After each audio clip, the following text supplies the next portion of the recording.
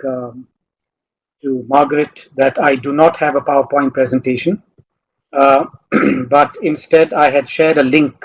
And I think the first question that I have for you is I'd like to know how many of you actually had a chance to look at the link, and if there is any initial reaction or questions about that link, because I think most of the lecture today is going to be about issues related to that initiative at the United Nations University. So I'd like to ask the participants first if they had any points of clarification, if they had any initial reactions from looking at that link, and then we can get started with the lecture. So go ahead. Were there any initial comments, questions, or clarifications?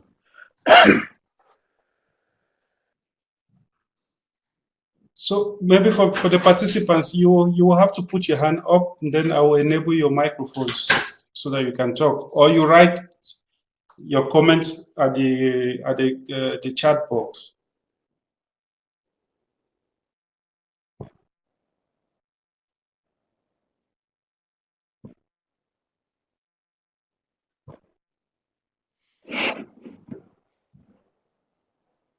There is an icon at the top of the screen of the window where you see somebody putting the hand up.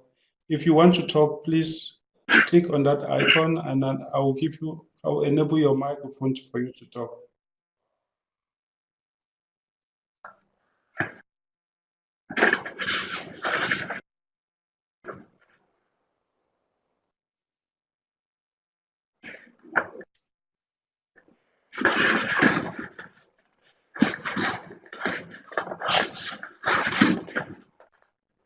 So, Emmanuel, is it correct that I assume that most participants are proficient in the language that we are using at the moment, or is it French and English? Or majority of them speak English, and some speaks French. Yeah. Okay. Noah, do you want to ask a question?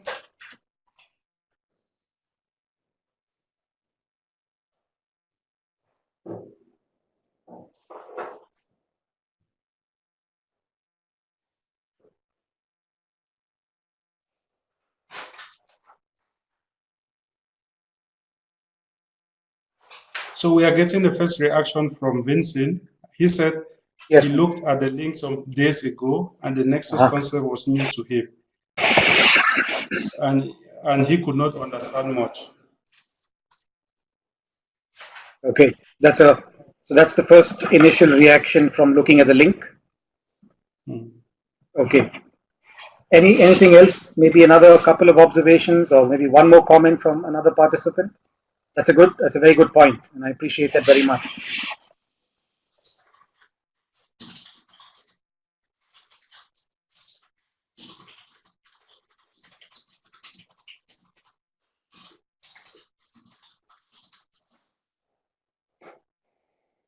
So there is one participant. He said he wants to type his comment. Yes, Noah, go ahead.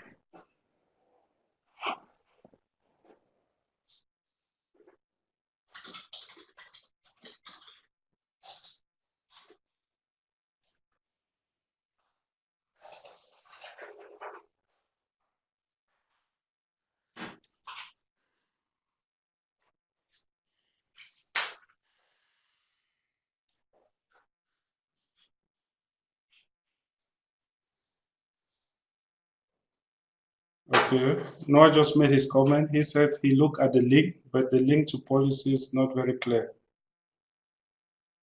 The link to policy? Yeah. Okay.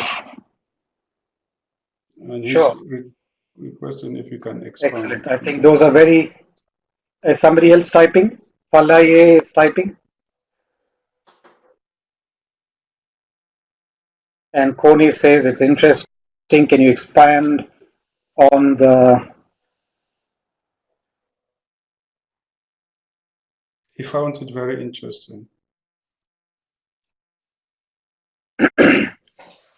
Okay, I think those are some very useful observations, and I just try and pick on some keywords that I just heard from you. One is the Nexus approach. which some of you found interesting, and other ones said they did not understand it. The second is the link to policy, which I think is something else that is extremely important. And I won't, most of my presentation or talk today will focus on these two issues. Um, so, and Mohammed now just adds another very important point, which is about data and good information. So that's, I think, pretty much summarizes my focus of my talk today. So three broad areas of focus. One is policy, the second is Nexus, and the third is that of data and good information. Okay, so I think those are very good reactions, and I appreciate that very much. Thank you, Mohammed Faleh, Noah, and another participant. I think that's very useful for me to know that you're interested in knowing about this. So the topic of the presentation today is resources, services, and risks. And I think it's important for us to focus on these three concepts broadly. When we want to address issues of policy, and when we want to address issues related to the nexus. And I will tell you why. It's important to know why we need to look at these three concepts and not just resources.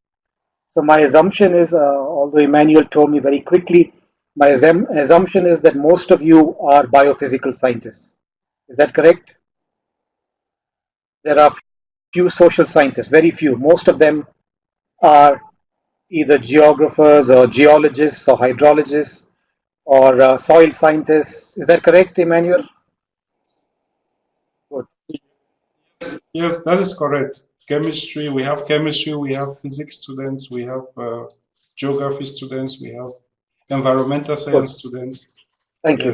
So I think it's extremely important for us, especially for people like you, to understand that if you focus only on resources, which is water, soil, waste, and you do not address issues of public services like water supply, irrigation, wastewater treatment, you cannot address issues of policy or policy significance.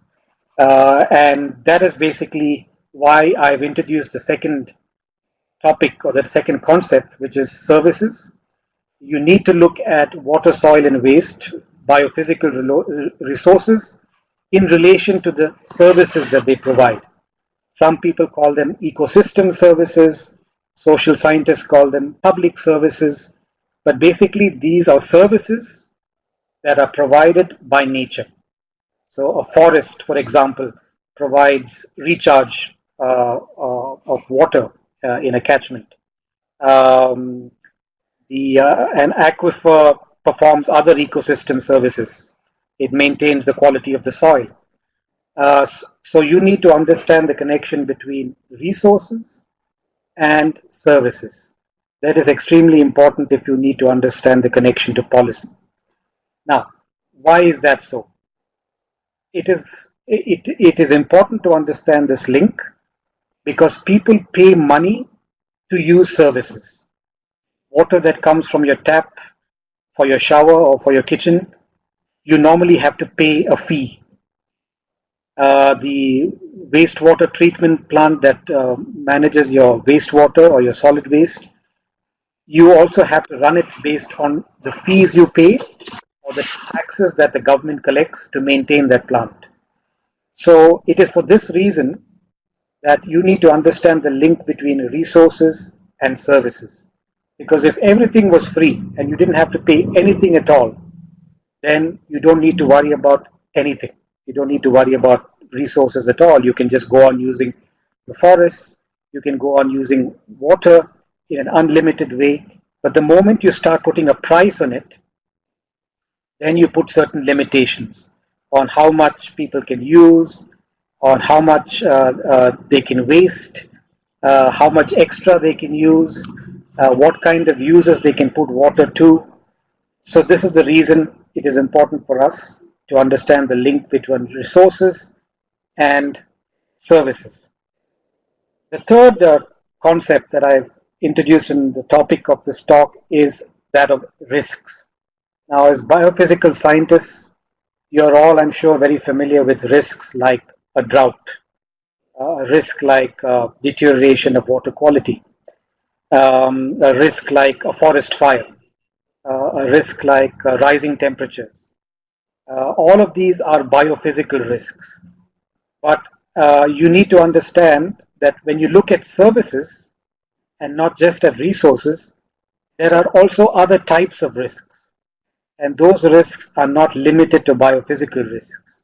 They could include certain socioeconomic risks, like, for example, if you suffer from drought, then you might not be able to access water supply. And if you don't have enough water supply, you might suffer from certain diseases. If you don't have water supply, you might not be able to send your daughter to school because she may not be able to use the latrine or the toilet, especially if she's experiencing a menstrual cycle, right? So all of these things can affect the health of people, and the health of people is different depending on gender. So women might suffer more than men when it comes to the effects of drought or effects of water scarcity. And the second thing to understand is that there are also differences between the rich and the poor.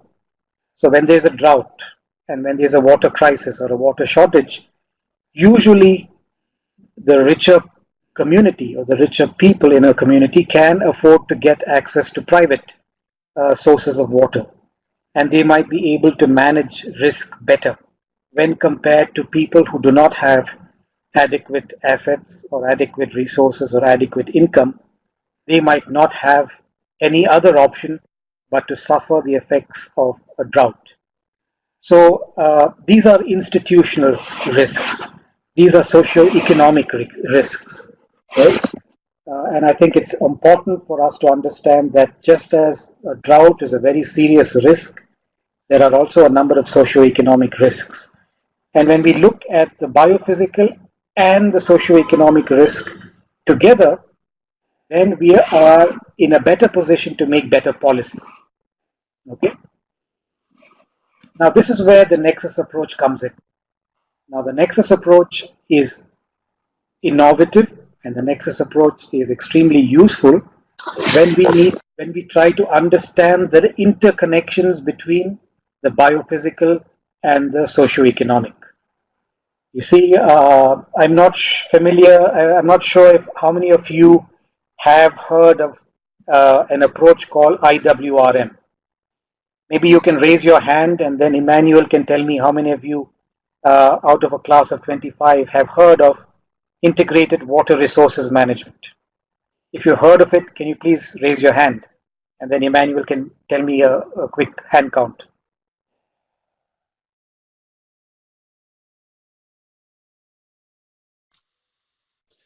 Okay, 7 out of so far I've seen a about total 7 of hands up 20. already.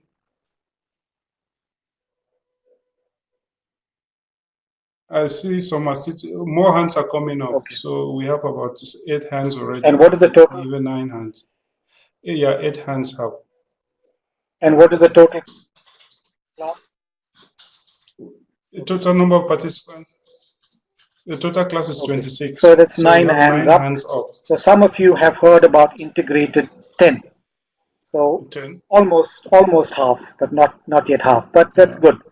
So you see, for a long time in the 1990s and through much of 2000s, a lot of international donors that I'm sure you're familiar with, DFID and World Bank, and the Dutch and the Swedish SIDA especially, they promoted integrated water resources management, IWRM. But integrated water resources management focused explicitly on water, the connection between water supply and hydropower, for example, the connection between water supply and wastewater, for example. So IWRM had a strong water focus. But the Nexus approach goes a step further, and this is why it is extremely important for policy. The Nexus approach looks at the connection between water, but also other biophysical resources, like, for example, soils, land, forests, waste, solid waste, but also wastewater. It looks at the connections between water and all of these resources. And this is significant because you then begin to look potentially at the connections between water and food security, water and nutrition, water and the health of land, the quality of soils. So this is a very, very interesting and a new approach because it looks at the biophysical world not just by focusing on water, but its interconnections to other biophysical resources. That's one big step forward when we talk about the Nexus approach. There is a second and maybe even a third, but let's for the moment talk about the second. The second is the connection that Nexus approach makes between the biophysical and the institutional or the socio-economic. Basically the Nexus approach says if you want to look at interconnections, you cannot limit your study or your examination to only the connections between biophysical resources, but you need to look at how water connects with um policies related to water, land, soil, waste. You need to look at how water connects to issues of employment, issues of income of different communities. You need to understand the legal structure, the laws in place, the governance systems in place. And these are all huge and important innovations that an Nexus approach brings in to the discussion. The third part of the discussion, which the Nexus approach brings in, is the emphasis on the socio-economic character of society. It says that societies are not homogeneous, societies are different, they are made up of different ethnic groups, they are made up of different people with different types of income, different types of educational backgrounds. So the Nexus approach introduces these two new dimensions, the focus on governance and the focus on the socio-economic characteristic of society. And this is where the Nexus approach can potentially make a very big contribution to policy, or to making sure that policies actually work on the ground.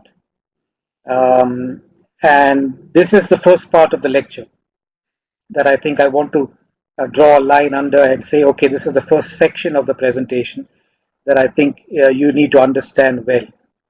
What is the Nexus approach? How is it different from the approaches that came before? And what contribution does it make to policy? These are basically the first 3 or 4 ideas that I think you need to think about. And I can take 1 or 2 very quick questions at this moment before we move to the next section. Any clarifications? And if there are none, then we can move on. Emmanuel, I leave it to you.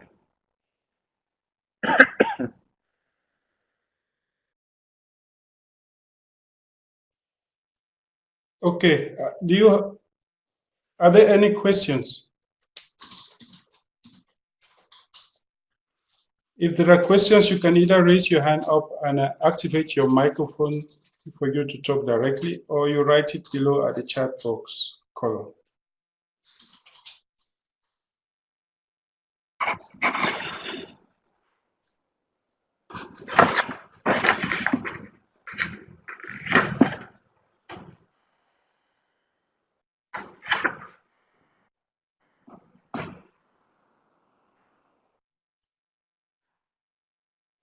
Yeah. Okay, there is one question from Thierry Onbo. He said, can you say that the Nexus approach is a kind of holistic approach of solving society issues?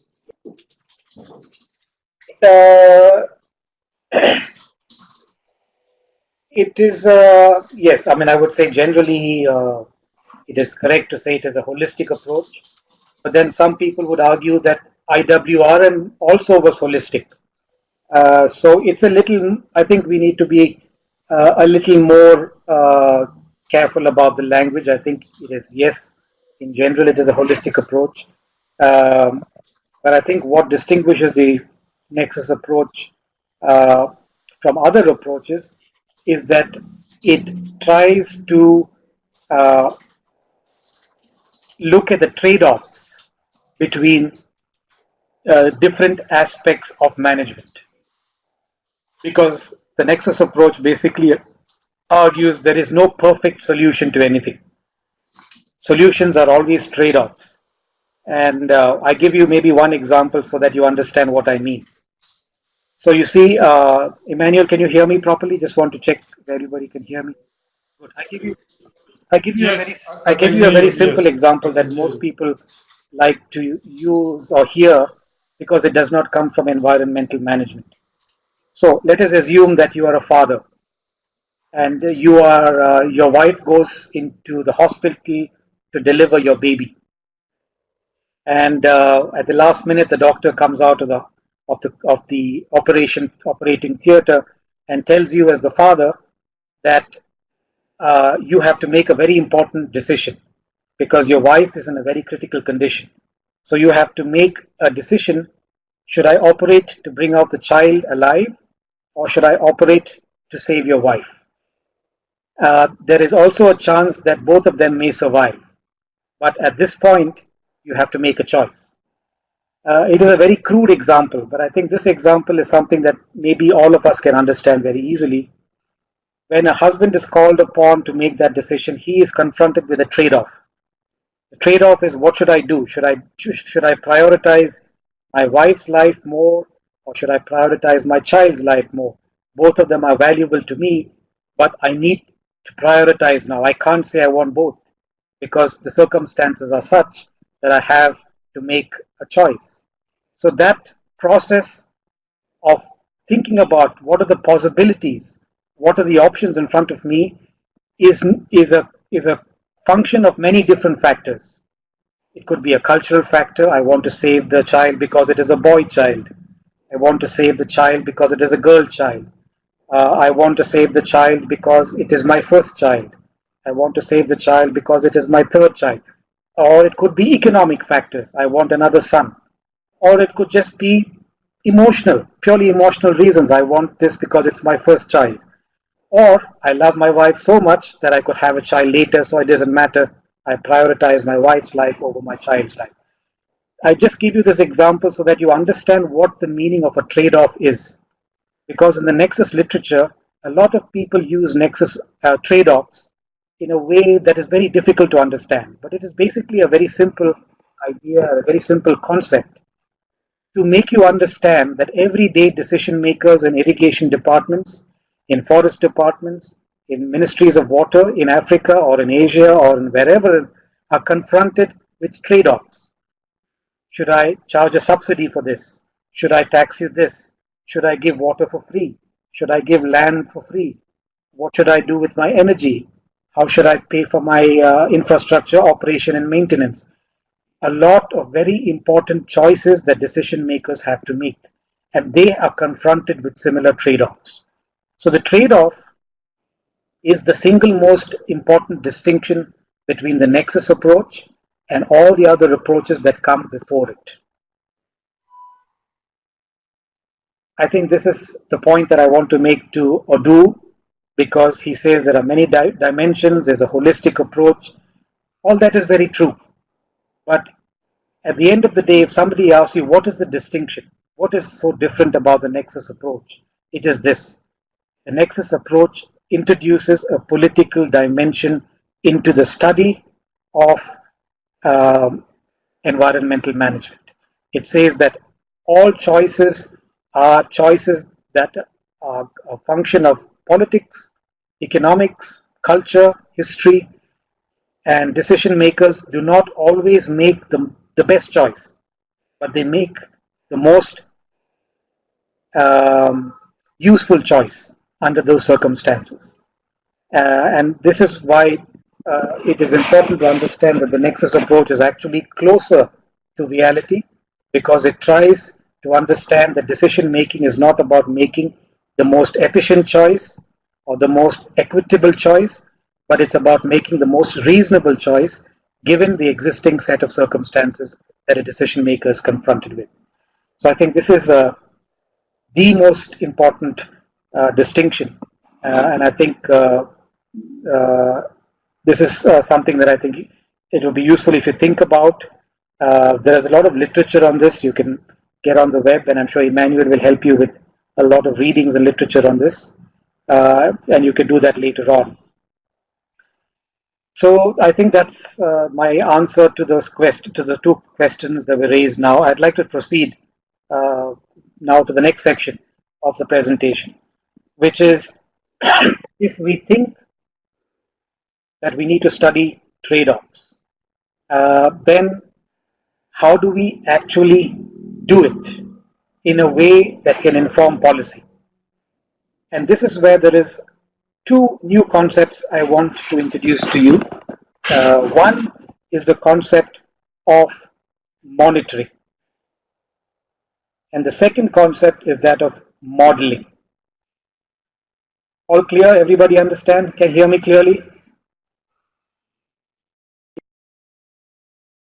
Yes, Emmanuel?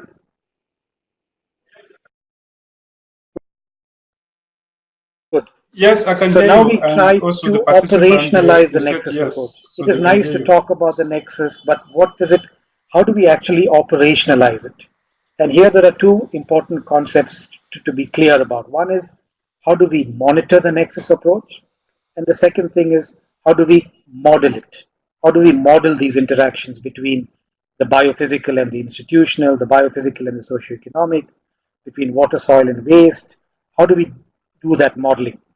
Now, this distinction is extremely important because as decision makers, we're not so much interested in modeling, but we are interested in monitoring. We want to know if I spend X amount of dollars, then it improves my food security. If I build a new water treatment plant, then it improves the health of my community by these X amount of dollars. If I build a new dam, then it would improve agricultural productivity by this much, and Mali would be able to export so much more grain, and as a result, Mali would be able to reduce poverty by maybe 300,000 people or 100,000 people.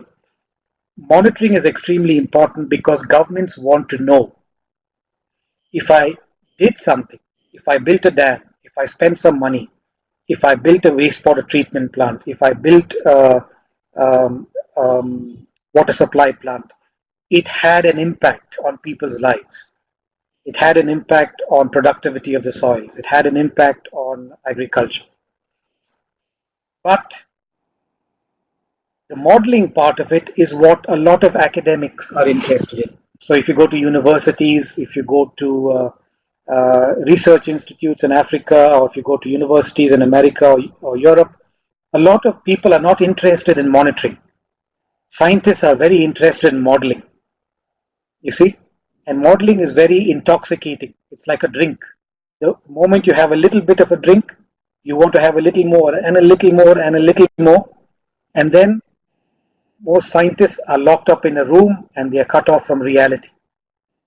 You see, so modeling is very dangerous if it does not have any connection to reality.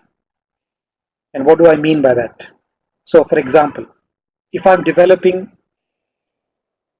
a climate model for Africa, I can sit in a lab in Germany, and I can look at secondary data on precipitation and rainfall for Africa for the last 100 years, and I can come up with a global model of rainfall variability or precipitation for Africa, and I can then predict that in the next 20 or 30 years, this is what is going to happen.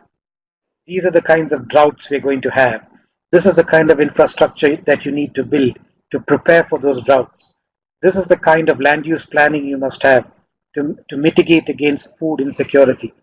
These are the kinds of management issues you need to deal with.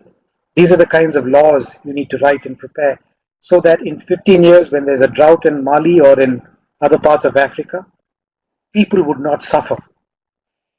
So global models, you can sit in Germany and you can prepare these global models. And based on these global models, you can then send consultants or you can send academics to Africa to advise decision makers on what steps they should take to prevent or to prepare for these risks. But over time, over the last 30 or 40 years, we are beginning to find that a number of these global models actually do not work when it comes to effective monitoring.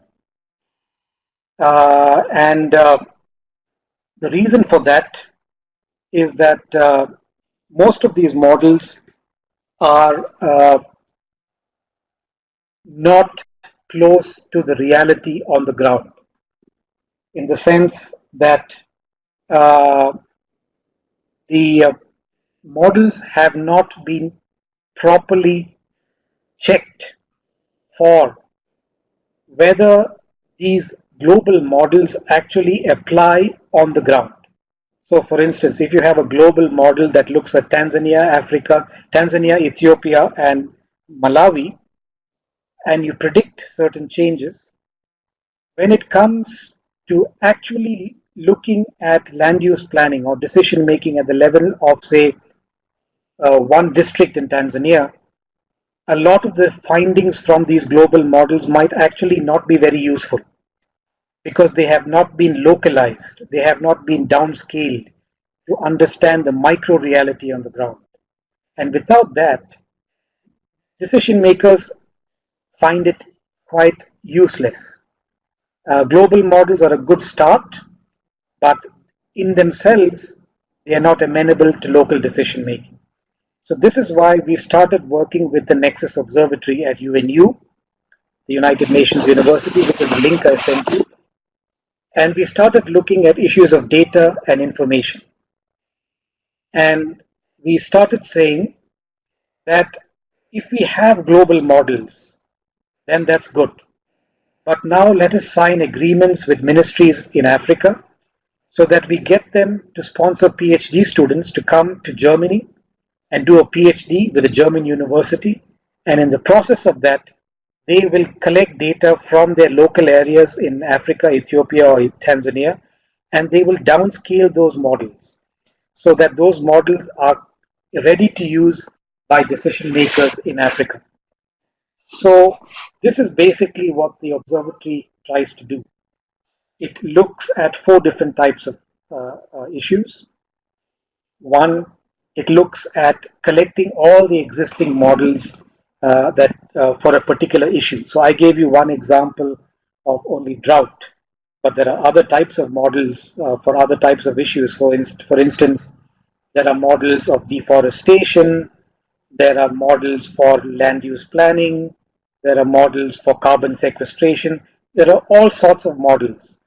What we try to do is, first of all, organize those models under certain broad headings and make them available on one location at one location on the platform of the Nexus Observatory.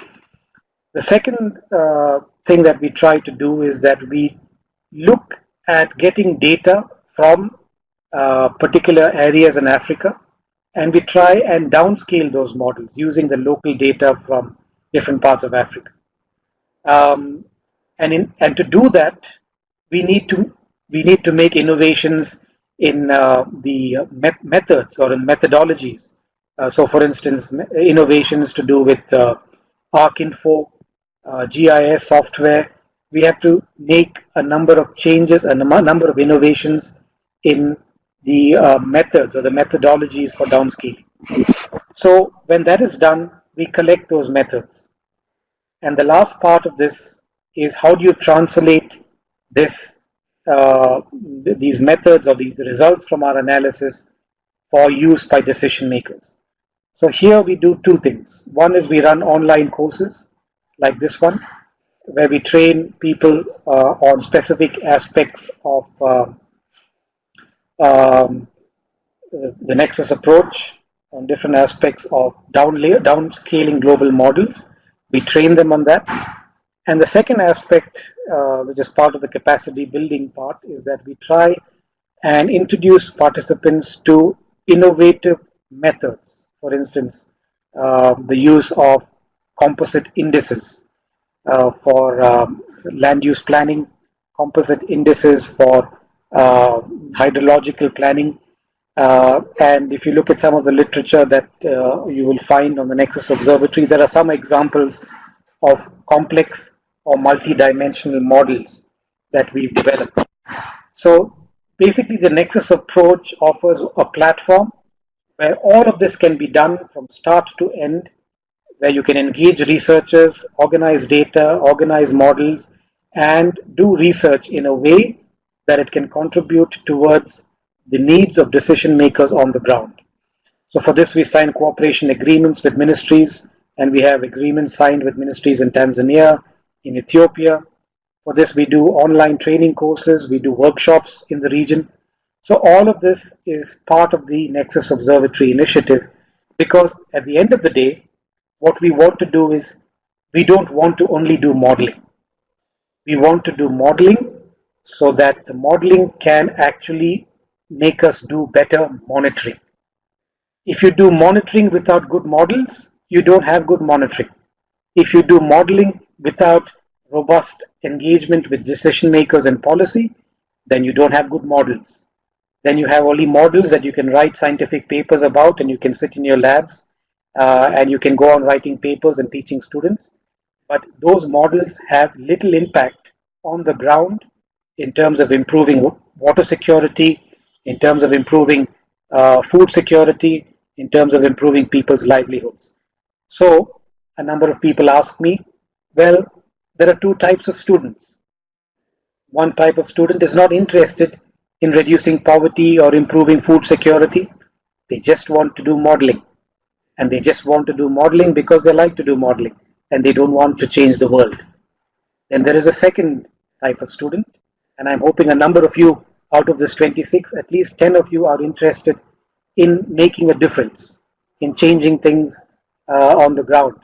And if you are interested, then that's the second group of people who are more interested in doing modeling, not because you're just academically interested in modeling, but you're doing modeling because you want to improve monitoring so that we can deliver change and improve people's lives on the ground, and that for every dollar spent, we get good returns on investment.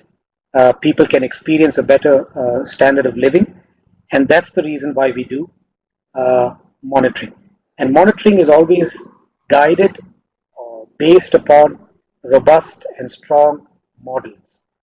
So I think this is the second part of this lecture that I want to um, highlight for you, and I'll take a couple of questions like last time again.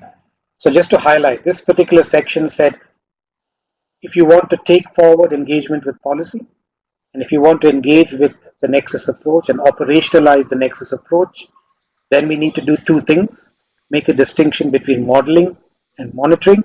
And to do that, it is extremely important to work with a mechanism like an observatory where you can organize different types of models, you can try and downscale them, you can try and train people, you can archive methods, and you can translate the results of your research in a way that it can inform decision making on the ground. So that's basically the second part of this discussion. I'll stop here and Emmanuel ask again if you have a couple of questions, clarifications, and then we head into the last part and then I'll stop.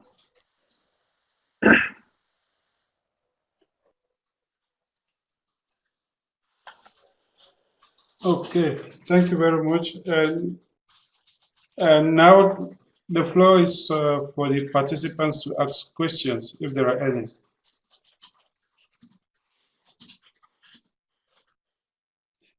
There is one question from Sekua. I'm not so sure if it's really a question, but he said, can the Nexus approach be applied in Mali? I think it's obvious that it can be applied everywhere. Yes, I think is Noah typing also?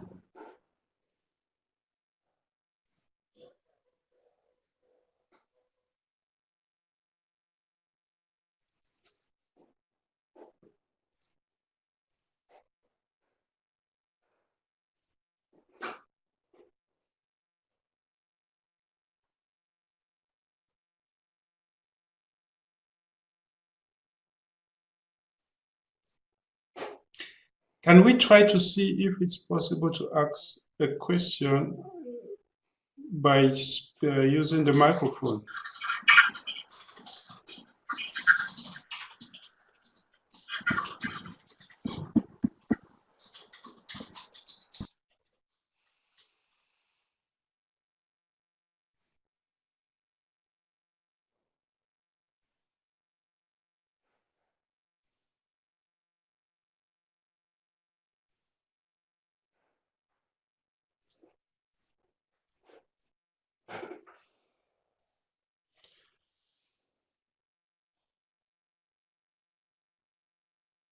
There is one question from Noah, and he would like to know the category of stakeholders you focus your capacity building.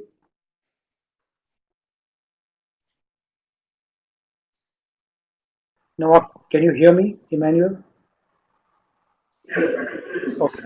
So I think the people Yes, I that can we hear focus you. on for our training programs are basically people who are nominated primarily by ministries in the region in Africa. So some of them could be from universities, some of them could be from NGOs, some of them could be from the ministry themselves. But we try to focus much of our attention on people recommended by the ministry. Um, there are people like me, for instance. I am not affiliated to a ministry. As a student, when I was a student, I was not affiliated to a ministry, and I would take an online course, and the benefit would be mine. It would be personal, which is good. But when we work with the United Nations and we're trying to engage with member states and governments, our priority is first to serve governments and not to serve private individuals who would like to study, and that's all. So we'd like to serve government. So we think it is important that governments recommend people who can be of service to them, and they can recommend people from ministries or NGOs or universities. But it is up to them, and we don't try to recruit people directly. I hope that answers Noah's question.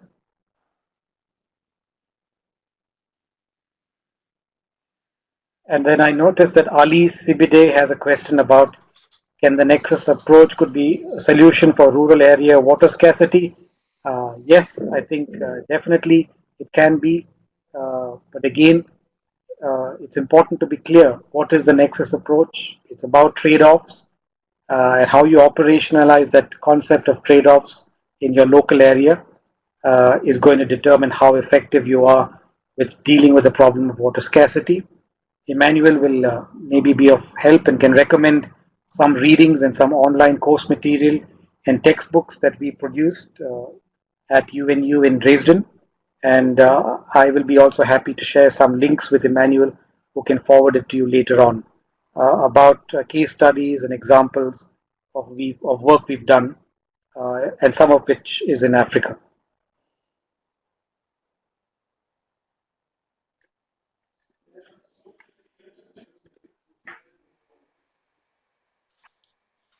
Yeah, so please, if you're interested in learning more about the Nexus topic, please feel free to contact us and we will share a lot of material that has been produced or that were produced from the United Nations Okay. University Florence in Dresden.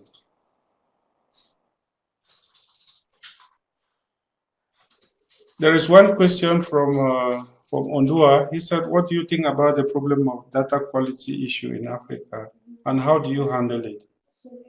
Because he said, he went further to say, because I believe that, as you already said, good monitoring is strongly based on So I think robust modeling, which is based on good data.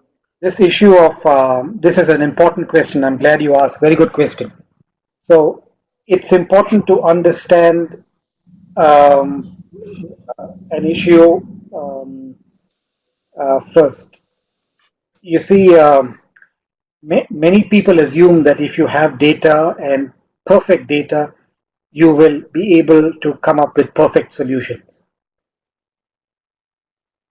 Okay? I want you to think about this point very carefully. The problem is not so much about data quality. The problem is there a will for people to cooperate to solve a problem? Is there an incentive for people to solve problems? Sometimes university programs and donors spend so much money organizing a huge database, and they train people to collect data, and there's a lot of data available, and yet there are no solutions to problems, or the solutions are incomplete, or the solutions are short lived. They don't extend for more than 6 months or 1 year or 2 years, and then the project ends and the archive becomes outdated and the data becomes outdated, and then the project is closed and you don't know what you achieved. So, the first point to understand here is that if you want to address a problem, whether it's water quality or whether it's droughts, the challenge really is whether you have incentives for people to monitor effectively. And if you don't have those incentives in place, either you will have no data because people are not incentivized to collect any data, or you will collect a lot of data which completely makes no sense or is of no use.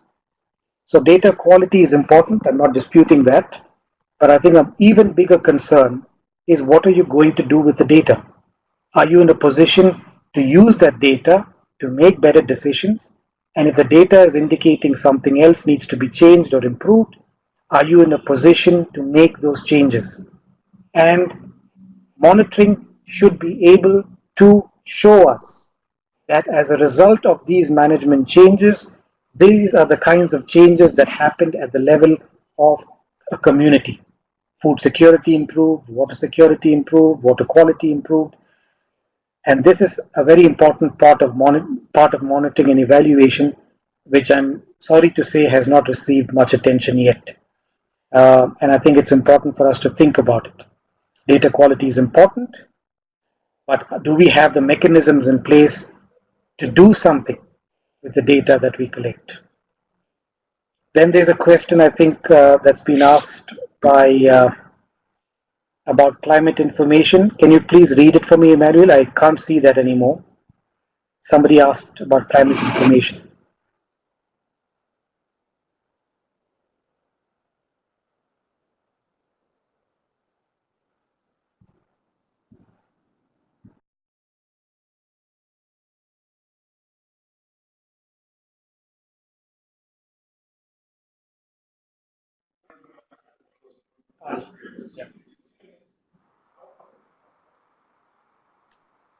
Sorry, my microphone was not activated. So the question is, how can we apply the Nexus approach So in I the think field of climate information the Nexus services for approach smallholder farmers? for smallholder, was it about Nexus approach, Emmanuel?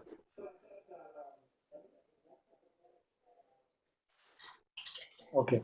Now I think what's important Yes, he said the as Nexus far as the approach Nexus in the approach field is of climate concerned information is there service. are three broad concepts which we've written about. One I've already spoken to you about. I've talked about trade-offs. The second is that of synergies. Now, when we talk about climate information, this aspect or this concept of synergies are extremely important because, as I said, you might have climate models at the global scale. You might have climate models at the regional scale, say for East Africa or for West Africa, and then you have national and local level models of climate, uh, maybe at the country level, say for Tanzania or for Ethiopia or for Ghana. Now, synergies are important because if you want to have robust climate models, you can't operate only at the global level, only at the regional level, or at the national level. You need to have data sharing agreements across these three levels. And this is something that is easy to say, but hardly gets done because people are very, very skeptical and very cautious about sharing data. National governments don't want to share data with their own citizens.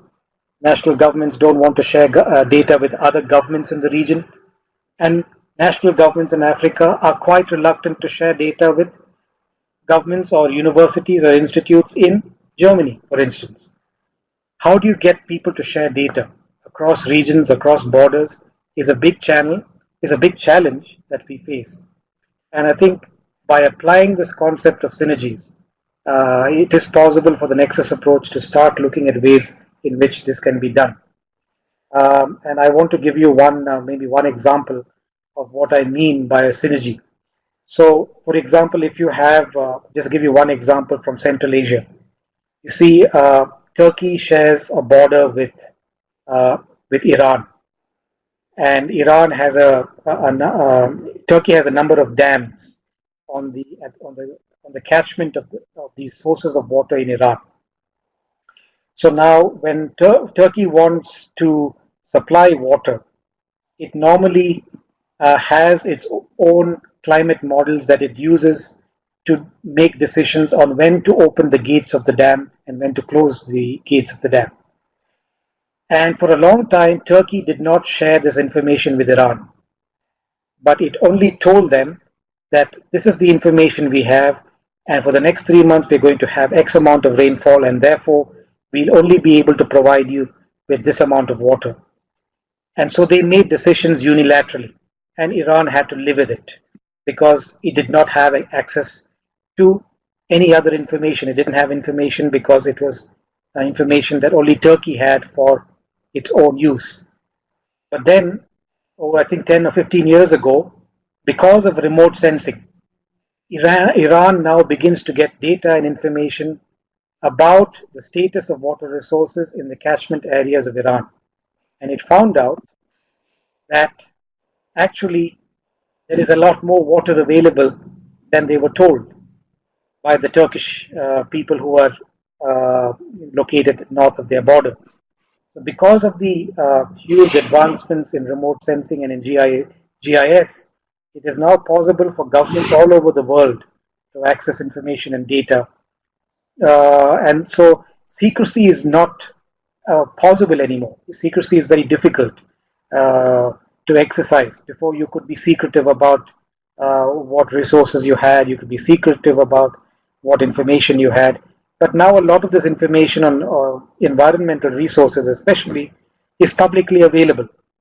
And that puts more pressure on people to work together.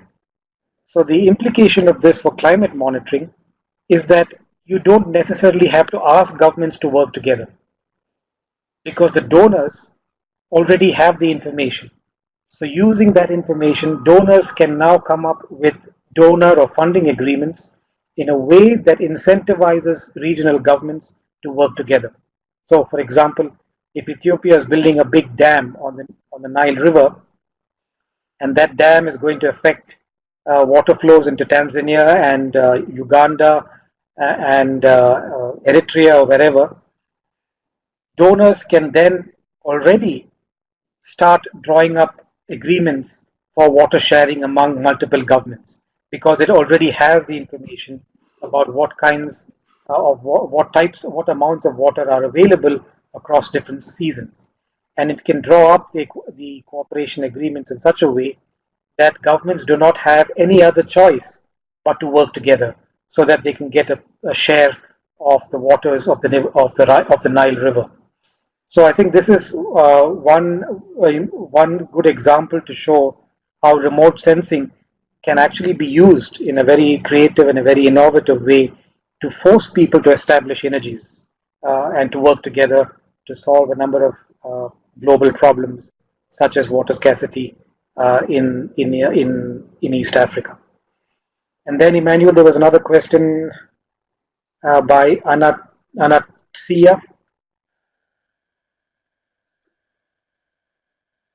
Yeah.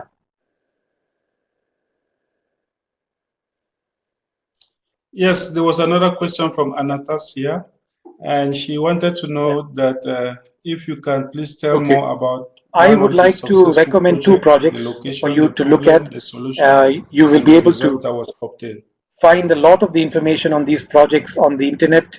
So the first example or the first project is called the Nile Basin Initiative, which is what I just mentioned to you now. How about 7 or 8 riparian countries in the Nile region came together to share the waters of the River Nile without conflict and in a way that everybody would be able to address very crucial trade-offs and come up with win-win solutions for each other. So that involves countries like Ethiopia, Uganda, Tanzania, Malawi, I believe Rwanda as well. So the Nile Basin Initiative is the first example. Then from another region, maybe far away from Africa, but another example is that of the Mekong River Commission. Mekong River Commission is similar to the Nile Basin Initiative, where they try, donors like the World Bank and the UN, try to foster agreements among countries who share the Mekong River. So some examples of countries that share the Mekong River, again, the big country at the head reaches of this river is China. And then people downstream are countries like Thailand, Vietnam, Laos, and Cambodia. And all of these countries are affected by the dam construction by China, the highest reaches of this river. But the Mekong River Commission, like the Nile Basin Initiative, tries to foster agreement and collaboration among different countries so that, again, very important trade offs between water supply, between water for agriculture, between food security, between hydropower, involving 6 or 7 different countries, are addressed in a way that there are win-win solutions for more people. So that's the second example, the Mekong River Commission. Okay, so Emmanuel, I'd like to then, if it's okay with you and if there are no burning questions, then I'd like to just get into the last section of this discussion, and then we can take another round of questions and close. Is that okay with you? Or should we take one more question? Okay. Good. So then we'll take one more. I see Isaac is typing. Maybe it's a question. Yeah, we take one more.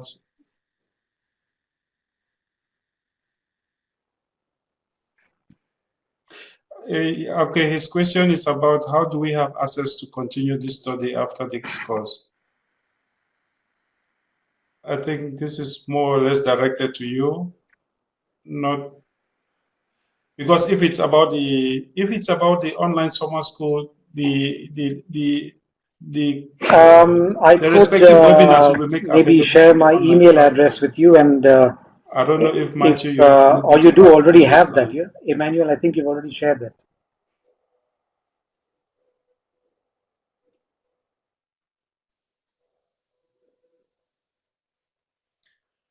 Yes, we already have his email address, and if you need any and then further if there is any details material or regarding any how to reach him, you course can always material that contact you'd us. like to access, We will I would make recommend the that you get on the information UNU Flores website, and there might be some papers that we've written that are easily and freely downloadable.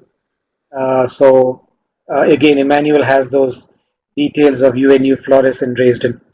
You could go to the website and you can get access to publications.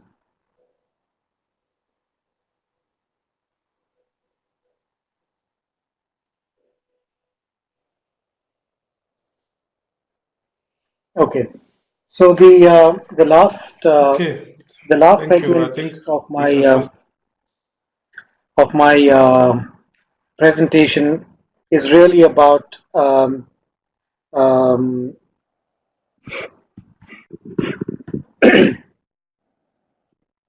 framing a question. So I guess a number of you who take this course are taking this course because you're genuinely interested in pursuing some research, or you're pursuing a higher degree, or you're pursuing higher studies somewhere. And even for those who are not interested in any further studies, I think it's still important, I think, for me to end this discussion by talking a little bit about framing, because this will make you understand even more why we need to work with the Nexus approach, and even more why we need to work with observatories, so that we can bridge the gap between modeling and monitoring. Okay, so the framing question is extremely important. And what do I mean by the framing question? So the framing question is basically, why do you study something? Why do you study something? And how do you decide whether you want to study this topic or that topic? I'll give you one example. So if I decide I'm interested in studying droughts in Africa, well, let's not talk about droughts. Let's talk about climate, because somebody was asking about climate information. So as an example, let's talk about climate information. So if some of you or all of you are interested in studying or doing some research on climate information, my question to you is, how would you frame a question? How would you design your study? What would motivate you to do that study? Why do you want to do it? This is something that very often a number of us, these are the kinds of questions that we normally do not ask in research. Normally, what happens in research, especially if you're from Africa and you're based in Europe or you're based in the US, once you land there, you have a professor or you have a teacher who has a lot of money for one particular project and he's interested in one topic, and he invites you to be his student and you become his student or her student, and then you pick a topic. Um, and that's good because it's good for the professor because he managed to spend his money, and it's good for you because you got to get your degree. But I think it's also important to ask yourself, why are you doing this? What is the societal relevance of what you're doing? This is something that is optional, that I'm asking you this question. It's optional because a lot of us are not interested in these kinds of questions. As I said, most of us want to model. We're not interested in monitoring. But the important question is, if you want to do good modeling, you must be interested in monitoring. If you want to do good monitoring, you must have good models. And I want you to understand that these two things are not separate. If you try to separate them, one or both of them will suffer. So that's why I'm asking you this question. How will you frame a question? If you're interested in climate science, how would you frame it?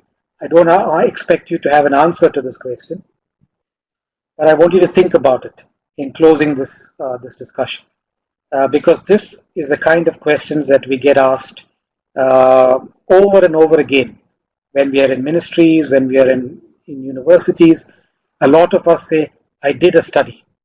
And then a lot of people say, did you consult with people? Did you talk to farmers? Did you talk to people who are going to be affected by your research? Did you talk to the ministry? And then people say, no, I'm going to talk to them at the end.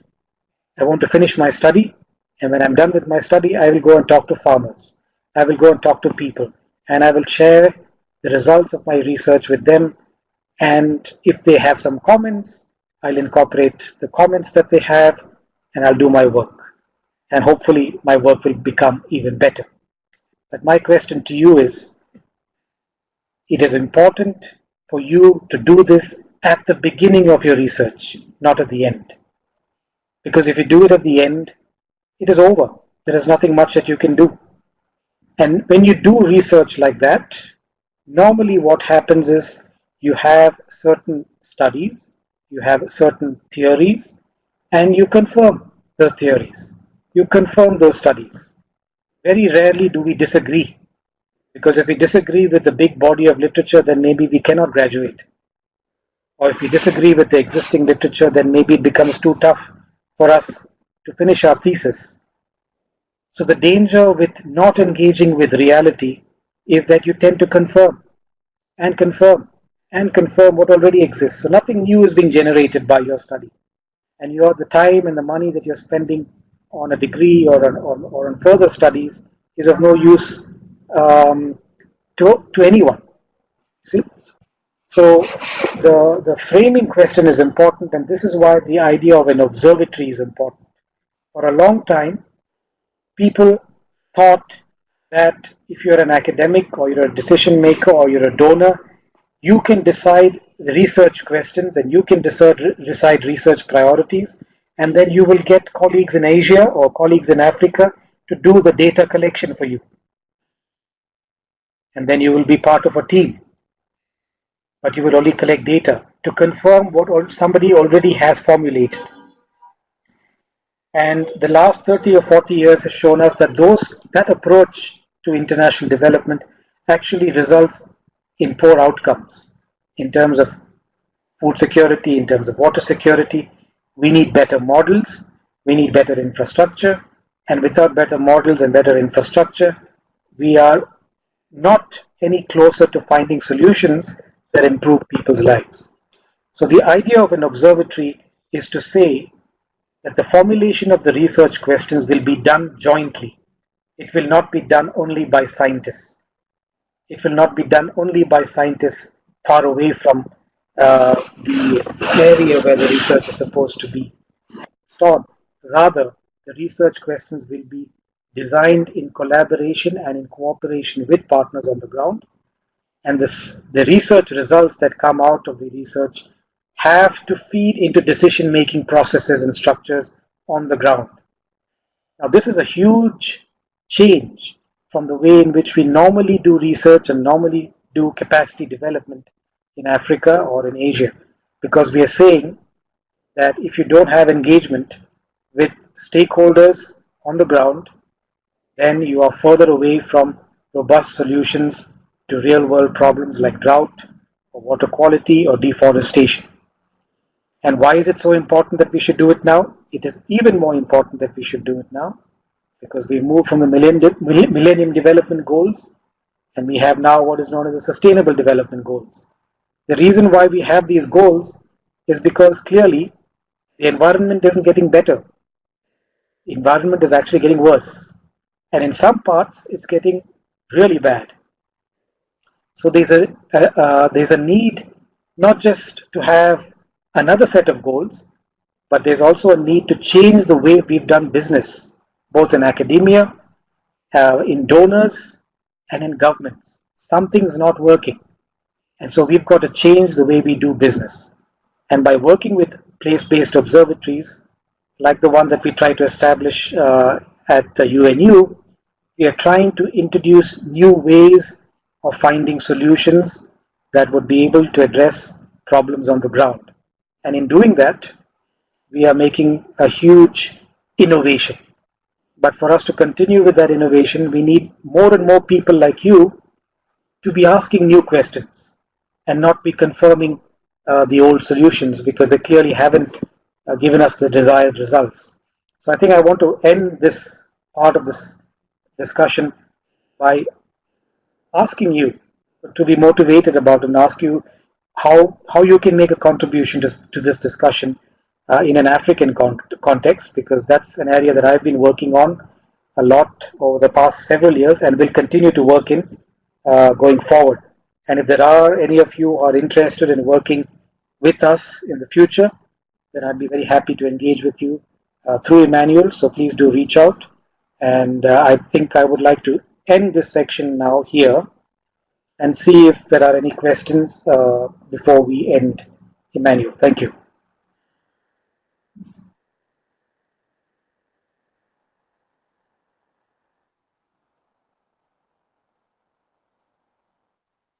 Thank you very much, Matthew, for your very interesting presentation. And I will give the floor now to the audience to ask one or two questions, if there are any, before we come up to our conclusion remarks and feedback.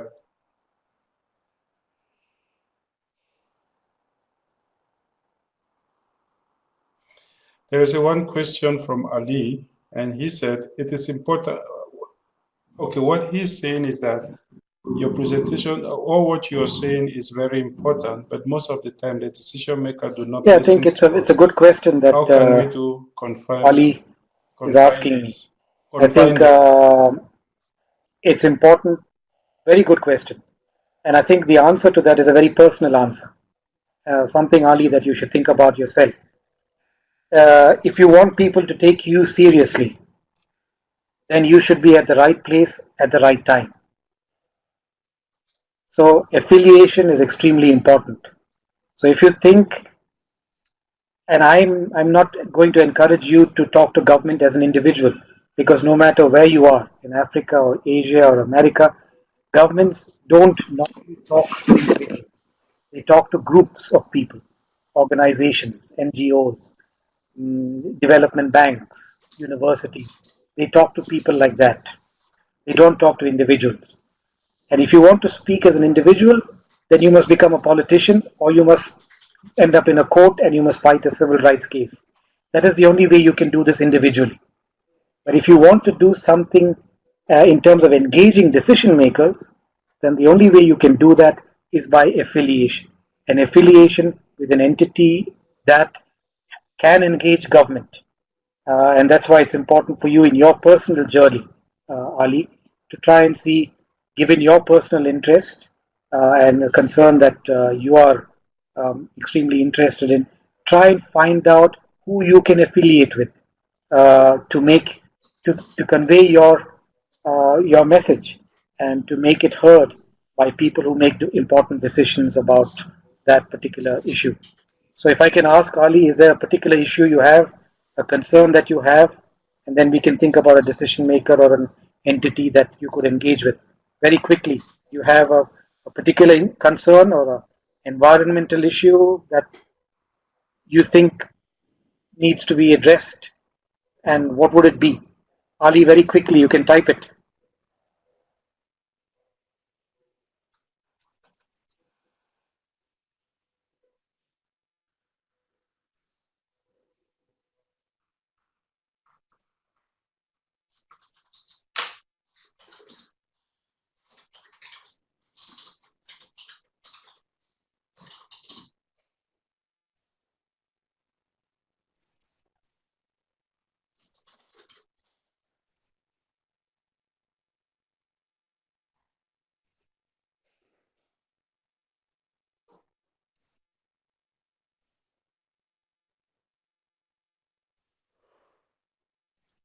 Okay, so waste management in in Africa. So I think when you look at waste management in Ghana, there are a number of NGOs and some of them are international NGOs like SNV. There are NGOs that work in the space that you may want to affiliate with or engage with. Uh, that is one. There are also local governments in Ghana that you may want to uh, that you may want to engage with. So these are some examples. SNB is one. There are NGOs supported by the Dutch, SNV, and these are all. This is an example of who you could affiliate with in Ghana.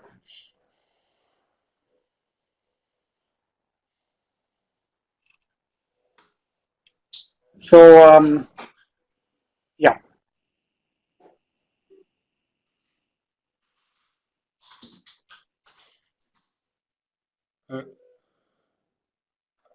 Ali is still typing, but there is one question for Musa. He said, what are the tools for monitoring and evaluating impact of disaster?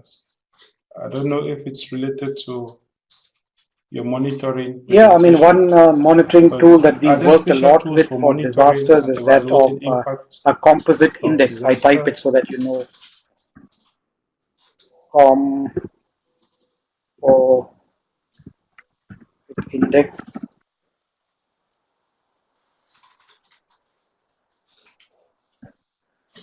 So I've typed it, it's composite index.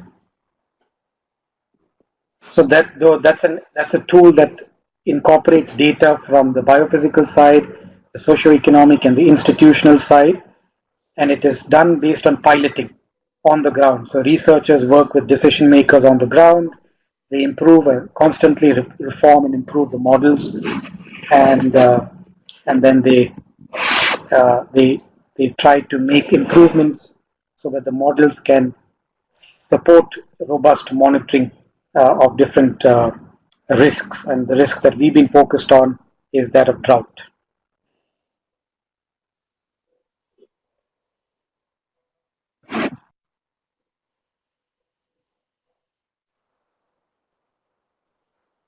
Okay, and Ali came back with more elaboration of his question. He said his subject was about water scarcity in a rural area. They need help but did not get it. He tried to approach an NGO and did not get good result. Mm-hmm. I mean, that's something that you shouldn't be discouraged so that was about. I think another key word the framing of the statement that you could reflect upon is this keyword of communication. Are you saying the right things? Are you making the right case? Are you using the right language? Uh, because a lot of what we do in this space, when we talk of trade-offs and synergies, is basically strategic. It's basically very political work, and for that you have to be strategic about your messaging. You have to be strategic about your communication. So I wouldn't be discouraged with that. I think it's good to learn lessons early, make mistakes early, and then with a lot of practice, you will eventually be able to get through to people who make important decisions, and hopefully you'll become an important uh, agent of change yourself and become a decision maker at some point. So I wouldn't be discouraged.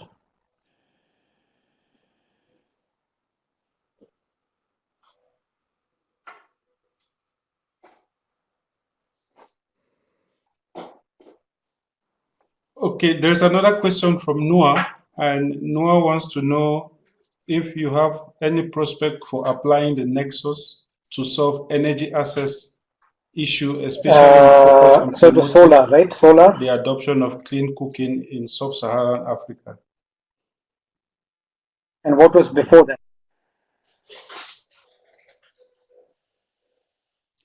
Energy access. Okay. No, So I, clean cooking.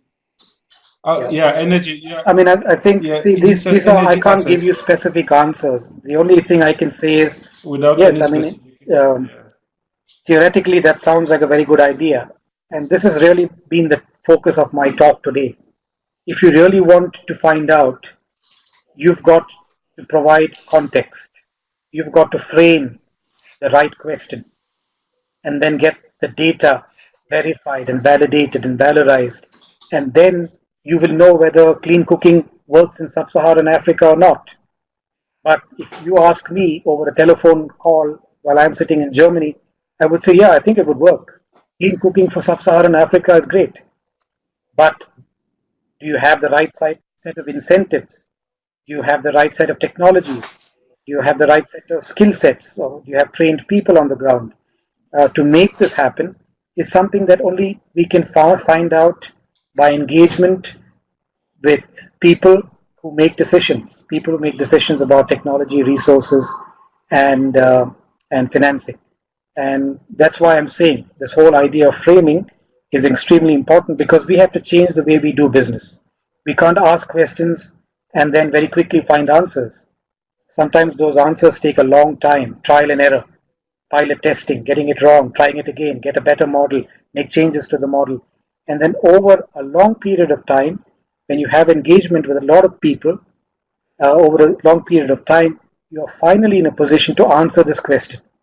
Will clean cooking work in sub Saharan Africa? Yes. In some contexts, yes. And in some contexts, no.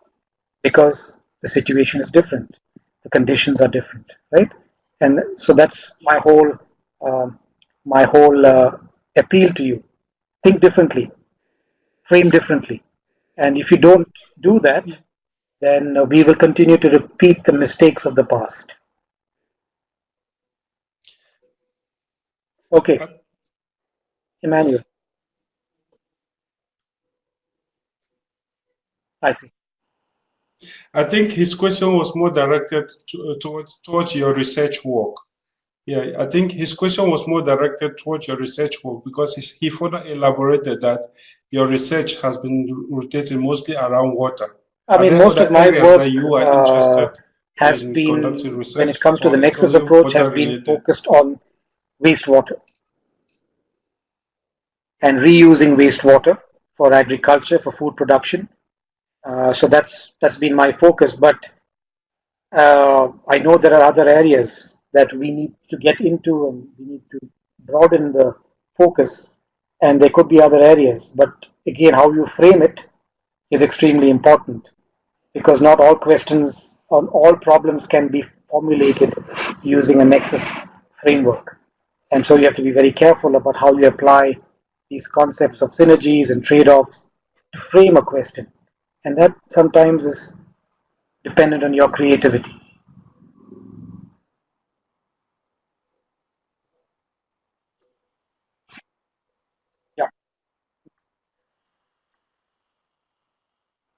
Okay. Okay. Thank you very much, Matthew, for your presentation. I think so far there are no questions. I see Isaac. Isaac is typing. Maybe we can take this last question and we call it for today. And just to add more, a lot of Nexus topic will come up in the course of these online courses. In the beginning, Matthew mentioned this WEF initiative in Africa. We are going to have a presentation from Professor Jacobson on the 14th, and he will be elaborating from the Penn State University, and he is going to present this initiative. I think it's also going to be an interesting presentation to have more understanding of the water energy food nexus with a special focus on in Africa. It is a very new initiative which the United Nations University is part of it. So I think I strongly recommend it that you people should participate. It's on Monday, the 14th of October. So Isaac is still typing his question.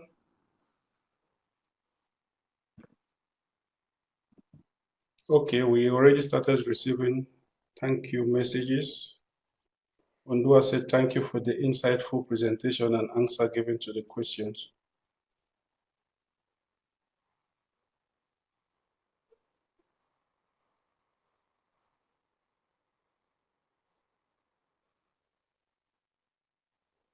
So if it is taking too much time for Isaac to type his question, okay. So I will just try to read what Isaac wrote. He said, I'm much happy and much delighted about your presentation, but I would also like to know if there is any NGO which is interested in supporting rural water supply alongside solar power panels. So it's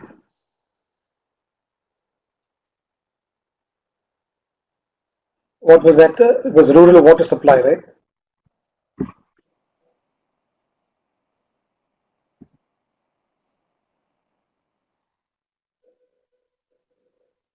Yes, he said supporting rural water supply alongside solar power panels. I can't think of anything off the cuff. I might need some more time, but I can't answer that question right away. I would give you the example of SNV again, SNV in Africa. Yeah, I think that would be SNV would be a good example.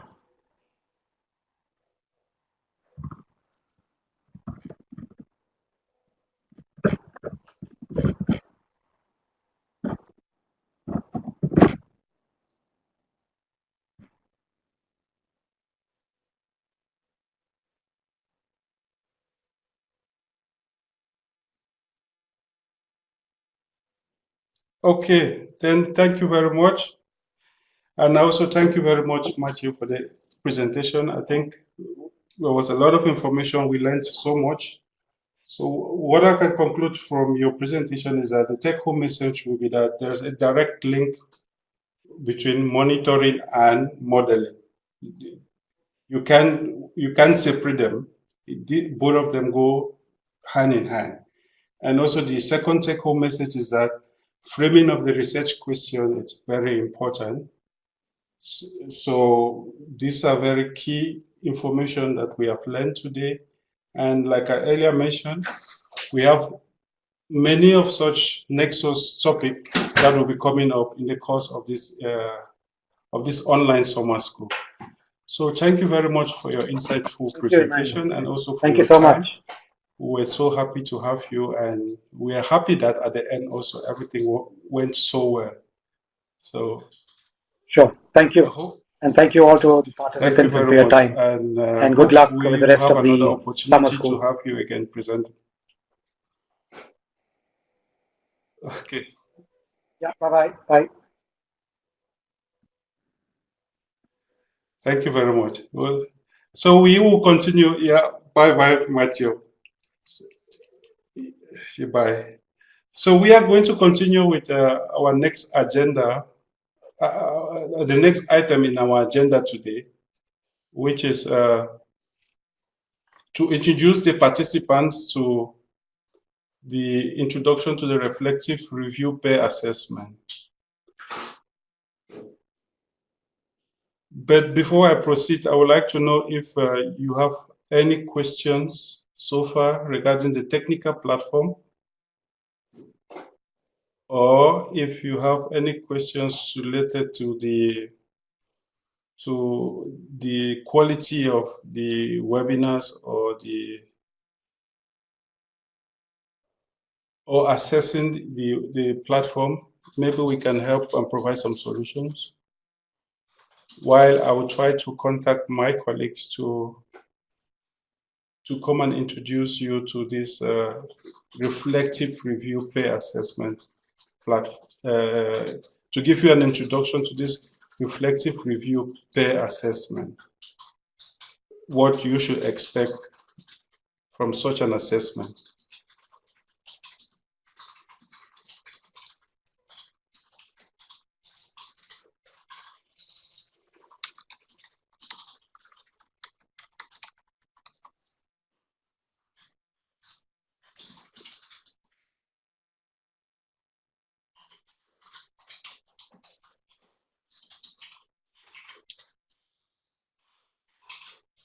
So I'm receiving a question from Isaac that one of the colleagues, one of the mate cannot connect. Then Isaac, tell her to please send an email to the info@rasus.com. If she receives an email, then we will be able to assist her.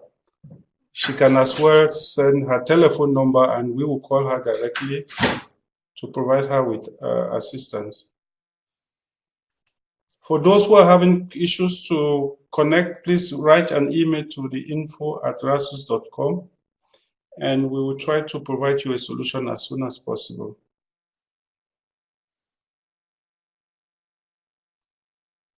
Okay, good to know that she is listening. Please, either you send an email, or in the course of sending an email, if you can give us a telephone number, we can call you and see how we can fix the issue. So these options are also possible.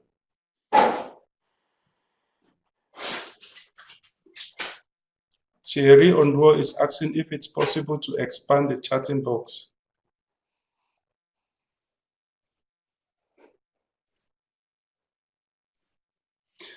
Thierry, this would depend. It's possible to expand the chatting box, but this would depend since there are several things going on at the same time. As you can notice during the presentation, I had to be switching screen because I also have to mute. If the chatting box is just too big, then we will not be able to see the other screens. But this is possible, yes, and I will try when it's necessary to expand the chatting box.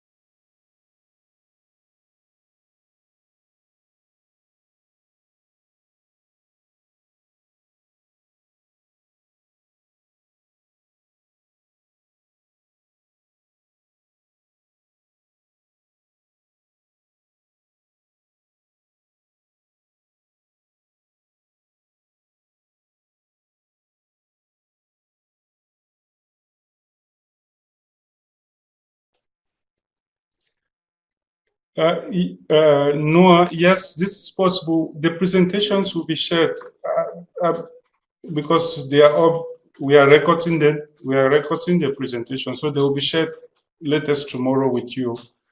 Like I said at the beginning of today, that you should contact your focal point persons at the respective universities, and they will be able to make this presentation available to you. So we will share these presentations. It will be made available online as well as after the summer school.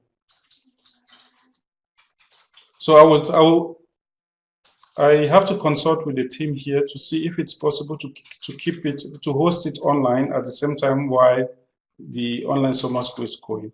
But in the meantime, the idea is that we will download the recorded videos and share it with the focal point persons of all universities, and the students can have direct access to it through them. So I will provide you with more information about this tomorrow. So this is possible. We are going to share our presentation. There's another question from Mahaman. He's asking if it's possible to access the e-course at night. Yes, the e-course is possible to access it anytime. You have your credentials, you log in, you sign in, and you will have access to the e-courses at any time on your computer as well at home, so long as you have internet. The most important thing, I think, is internet. If you have internet and you have the link, you can go to the platform, you sign in, and you have access to the e-course. So you can work at any time on the e-courses. It's not limited to a particular time. So it's very flexible, and you can work even from home, anywhere, at any time.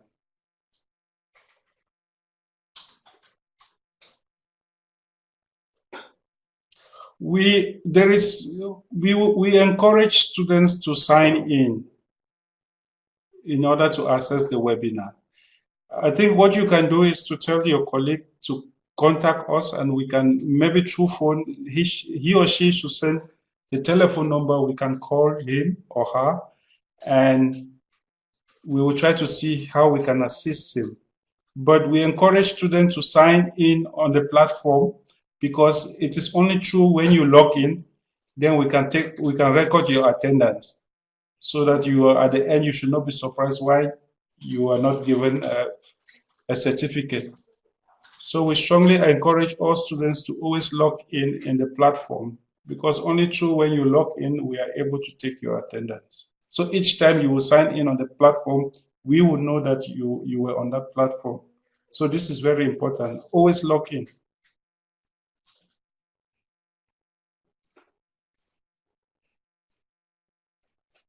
I think today it's a little bit late. We will not be able to provide you with the videos, but we can see how we can do tomorrow. We will figure it out if it's possible, but today it's a little bit late, and we are already here in Germany. It's 6 p.m. So we are getting a little bit late, but this is something we can figure out tomorrow. So without taking much of your time, maybe we continue with the next segment of the agenda. I will ask my colleague Yannick to talk a little bit about the introduction, to present a little bit the idea behind the reflective review peer assessment. So please, Yannick, the floor is yours to explain a little bit the idea behind the reflective review peer assessment. Yes, hello, and nice to meet all of you. My name is Yannick, and I'm working here on the e-learning team at UNU. And yeah, so we have this activity which we call the reflective review. And the idea is that you have about 1 week to work on a set of 5 questions, which will be a kind of a reflection on your experience in the summer school. And you will be provided with these questions probably in the course of tomorrow, and then you draft a document maybe 1 to 2 pages long, maximum 2 pages, and once you're finished with your document where you answered all of these questions, you'll be asked to submit it on the learning platform, and the deadline for this will be on Tuesday next week. Yeah, you can check out the exact time in your time zone from the email, and also we will send out more information tomorrow. And then there's going to be a second phase between Tuesday and Wednesday next week, where you will be given 2 submissions from 2 random persons from your track. It will be anonymous, and you will have to provide some feedback on these 2 submissions from your fellow students. And yeah, you have 1 day to provide this feedback, and after that the activity will be closed. And the idea is to kind of both get an idea of what other people are thinking, and also to provide them some helpful feedback, and kind of get an exchange between or among the students. So, as I said, there's going to be more information tomorrow. It's not available yet, but it will be tomorrow. And yeah, I hope that makes it a bit clearer. Let me know if you have any questions. You can also ask questions in the discussion forum, as we've mentioned already. And yeah, otherwise I think that's all I wanted to say right now. So I guess if there's any questions right now, just ask them. Otherwise, I think we can round up the session for today. Okay, Yannick, thank you very much. So please, if there are immediate questions related to what Yannick just presented, please feel free to ask. If not, we can run up for today. Okay, there's a question here. It seems as if it's directed to me. J. Emmanuel, has there been any question of which the individual must solve? Because my friend has not yet received. Now, no, this is exactly what we are talking about. No, there is no individual question as of now. We are going to share these questions and as well distribute the various groups tomorrow. So this is something that will be done tomorrow. None of this has been done so far.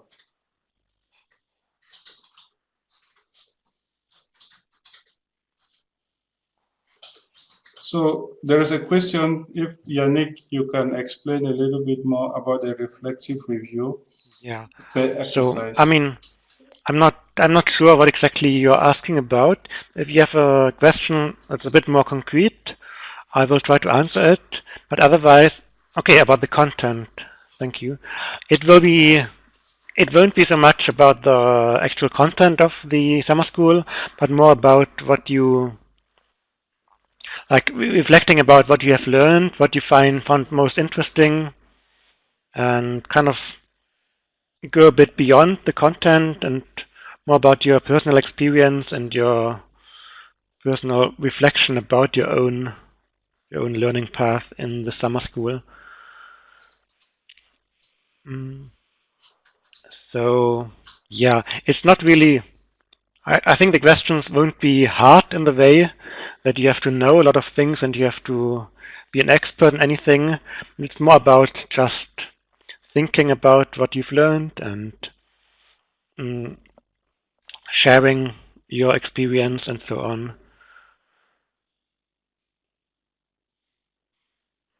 All right.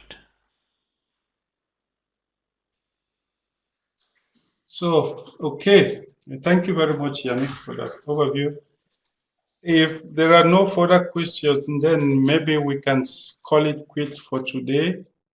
And please, for those who still have time, you can continue to work on your e-courses.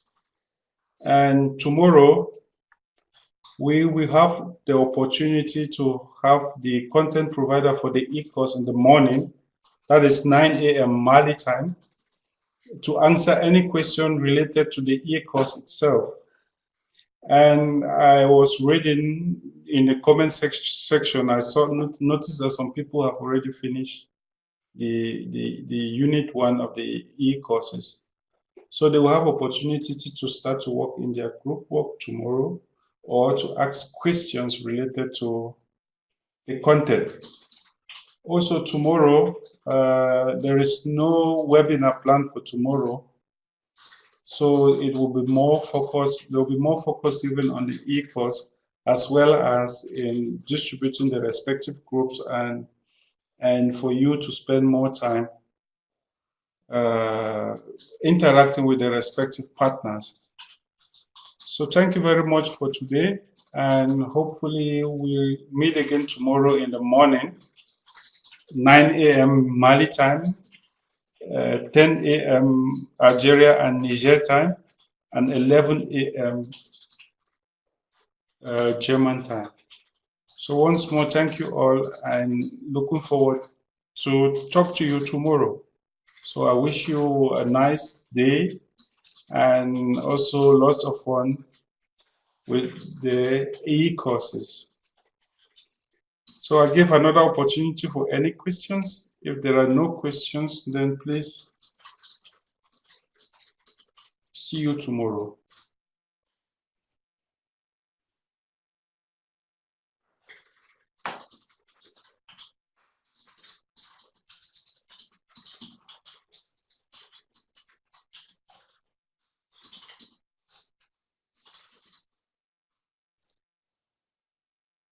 So I also thank you very much for your patience. I mean, we had a little bit delay, or we had a delay for the webinar, but as you kept your patience and you were waiting online, so I sincerely appreciate that, and thank you also. So see you tomorrow. Like I earlier mentioned, there are more interesting webinars coming up. Also, a lot of webinars related to the Nexus approach for those who are interested in this topic. So we have more interesting presentations coming up. So thank you once more, and I wish you a nice day, and looking forward to talk to you tomorrow. So bye. Bye to everyone.